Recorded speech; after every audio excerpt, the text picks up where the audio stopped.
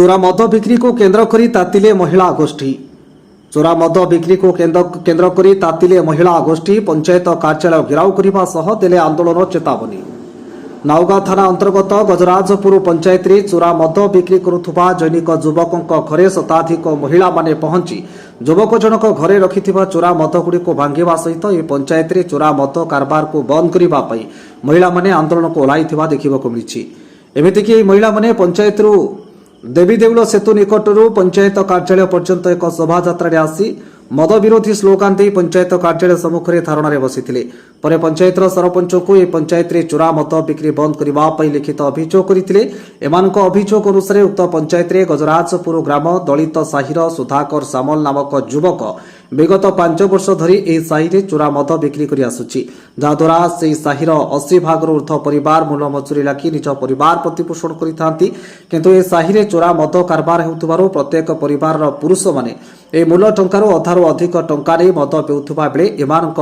परिवार चलाइबाको बहु कष्टसाध्य होइबाको पडुछि। एमितिकि पुरुष मानको मद पीबाको बारण करे सेमानकठारु माड़ गाली मध्य सहिबाको पडुछि। सबठारु गुरुत्वपूर्ण कथा हला ए साहिरे मद मिलिथुबारु वयस्क व्यक्ति और युवक माने मद पिउथबा देखि छोट पिला माने नर वयस 12 वर्षरु कम सेमाने मध्य घरु पैसा चोरी करी मद पिउथिबा भଳି अभियोग महिला माने करिसेंती। एणु ए घटना को तुरंत दृष्टि को आनी जिला आरक्षी अधीक्षक संपृक्त युवकों उपरे आईन अनुसार दृढ़ कार्यानुष्ठान ग्रहण करने सहित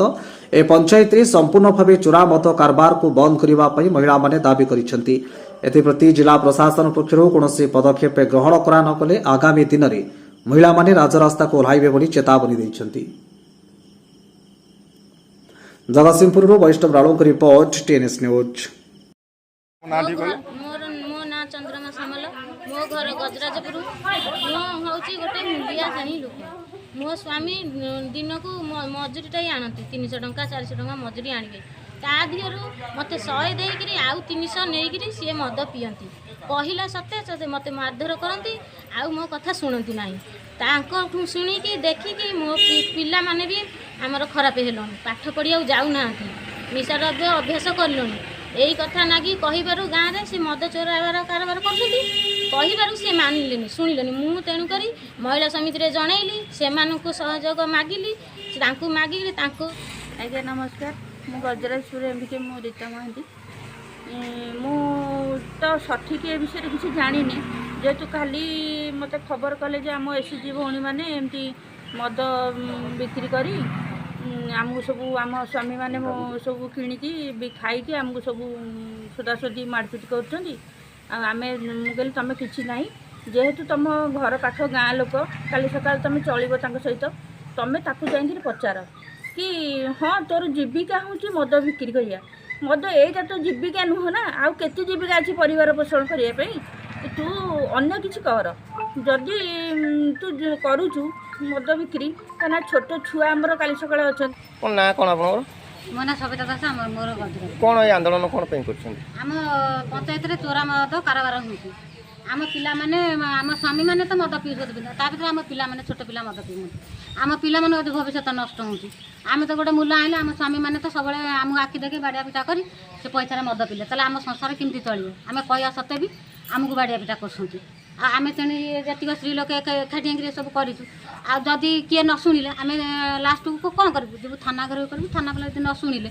आम कलेक्टर ऑफिस के जीवु। मो ना नारायण बोले सरपंच प्रतिनिधि आज जो आप पंचायत ऑफिस आगे जो महिला मैंने मद बंद पे चोरा मद बंद पे आंदोलन करते कौन कहे विषय आज्ञा ये आम पंचायत प्राय अधिकांश मूलिया श्रेणी लोक आज्ञा हरिजन बस्ती रोचे से परिवार प्रतिपोषण करने दिन को 300 400 टका 500 रोजगार कर स्वामी मैंने मद पीकि से पैसा को आज्ञा जबरदस्त नहीं मद पीछे फल से माने जो परिवार पोषापी अर्थटा उपार्जन कर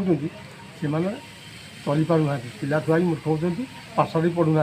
आज्ञा डेली रात स्वामी स्त्री झगड़ा आप किए चोरा मद कारबार कर सेमती मुझे तथा चलती मुझे देखुची